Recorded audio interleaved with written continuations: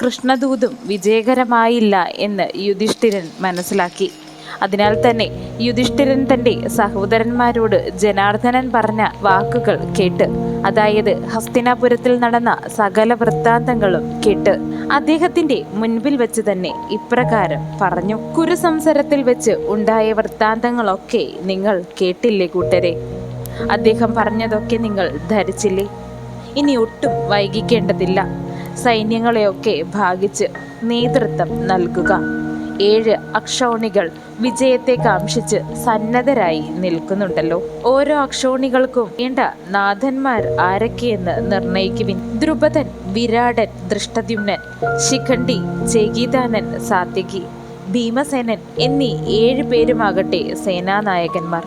അവർ തുല്യവീരന്മാരും പ്രാണൻ കളയുവാൻ സന്നദ്ധരും ആകുന്നു. ഇവരെല്ലാം വേദജ്ഞന്മാരും ശൂരന്മാരും വ്രതനിഷ്ഠന്മാരും നീതിജ്ഞന്മാരും യുദ്ധകോവിന്ദന്മാരും ആകുന്നു.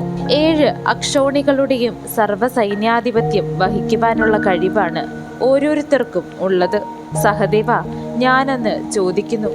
ശരാർച്ചസാകുന്ന അഗ്നിക്ക് തുല്യമായ ഭീഷ്മരോട് പൊരുതി ജയിക്കുവാൻ ഒരുവനെ നീ പറയൂ. നിന്റെ അഭിപ്രായത്തിൽ സർവ്വസൈന്യാധിപൻ ആരെ ആക്കണമെന്ന് നീ പറയൂ. യുധിഷ്ഠിരന്റെ ചോദ്യത്തിന് മറുപടിയായി സഹദേവൻ പറഞ്ഞു: നമ്മുടെ ബന്ധുവും നമ്മുടെ ദുഃഖത്തിൽ പങ്കാളിയുമാകുന്ന നമ്മുടെ ഭാഗം നമുക്ക് കിട്ടുവാൻ ആശ്രയിച്ച ധാർമ്മികനും യുദ്ധദുർമതനുമായ വിരാട രാജാവ് പോരിൽ ഭീഷ്മനെയും മറ്റു മഹാരഥികളെയും താങ്ങുവാൻ കെൽപ്പുള്ളവൻ ആകുന്നു.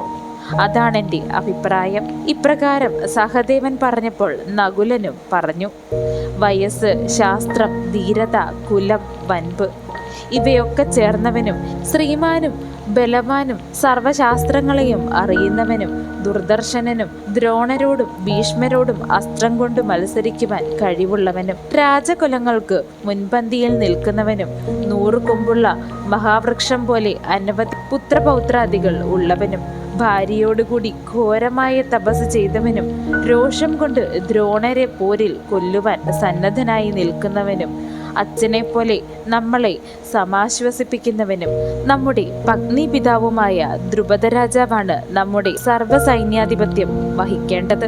ദ്രോണ ഭീഷ്മന്മാരെ ഇദ്ദേഹം താങ്ങുമെന്നാണ് എൻ്റെ അഭിപ്രായം. ദിവ്യാസ്ത്രജ്ഞനായ ആ രാജാവ് തോഴനും ആകുന്നു.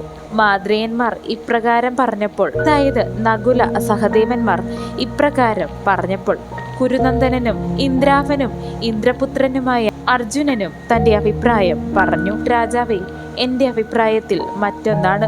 തപസ്സിന്റെ പ്രഭാവം കൊണ്ടും ഋഷിമാരുടെ സന്തുഷ്ടത കൊണ്ടും ജനിച്ചവനും ദിവ്യപുരുഷനും അഗ്നിജ്വാലവർണ്ണനും മഹാഭുജനും വില്ലും വാളും ചട്ടയുമായി തേരിൽ കയറി സന്നദ്ധനായി നിൽക്കുന്നവനും ദിവ്യാശ്വങ്ങളോടുകൂടി തീക്കുണ്ടത്തിൽ പിറന്നവനും മുഴക്കുന്ന മഴക്കാറ് പോലെ തേരിന്റെ ശബ്ദം മുഴക്കുന്ന വീര്യവാനും സിംഹഗാത്രനും മഹാവീരനും സിംഹതുല്യ പരാക്രമനും സിംഹാരവം മുഴക്കുന്നവനും മഹാപ്രഭനും സുബാഹുവും സുമുഖനും മഹാനും എല്ലാ ശസ്ത്രങ്ങളെക്കുറിച്ചും അഭേദ്യമായി ജ്ഞാനമുള്ളവനും ദ്രോണപദത്തിനായി പിറന്നവനും സത്യവാദിയും ജിതേന്ദ്രനുമായ ദൃഷ്ടദ്യുമ്നൻ ഭീഷ്മനെയ്യുന്ന ശരങ്ങളെ താങ്ങുവാൻ കെൽപ്പുള്ളവൻ ആകുന്നുവെന്ന് എൻ്റെ അഭിപ്രായം. ഭീഷ്മന്റെ ശരങ്ങളാകട്ടെ വജ്രത്തിനും ഇടുത്തിയിലും തുല്യമായി വിഷമുള്ള സർപ്പങ്ങളെപ്പോലെ ഉഗ്രവും യമദൂതനെ പോലെ ശക്തവുമായി ഇരിക്കുന്നവ ആകുന്നു.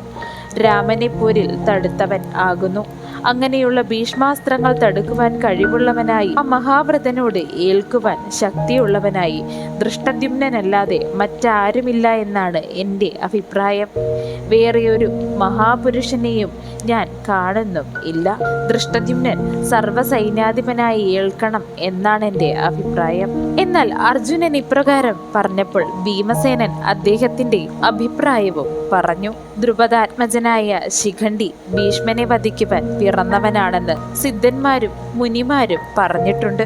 അതുകൊണ്ട് തന്നെ ശിഖണ്ഡിയെ സേനാനായകനാക്കണം എന്നാണ് എൻ്റെ അഭിപ്രായം. ഇപ്രകാരം ഓരോരുത്തരും വ്യത്യസ്ത അഭിപ്രായങ്ങൾ പറഞ്ഞപ്പോൾ യുധിഷ്ഠിരന് ആരെ സേനാനായകനാക്കണമെന്നുള്ള ആശയക്കുഴപ്പത്തിൽ വന്നെത്തി.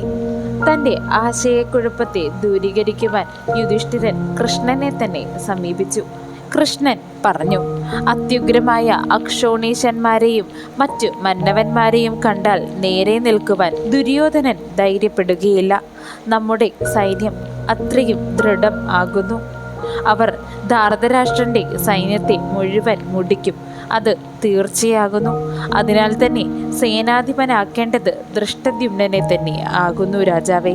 ഇതാണ് എൻ്റെ അഭിപ്രായം. കൃഷ്ണൻ പറഞ്ഞത് കേട്ടപ്പോൾ നരോത്തമന്മാരെല്ലാം സന്തോഷിച്ചു. അവരെല്ലാം ഹർഷാരവം മുഴക്കി. എല്ലാവരും പടയൊരുക്കി ഉത്സാഹിച്ചു.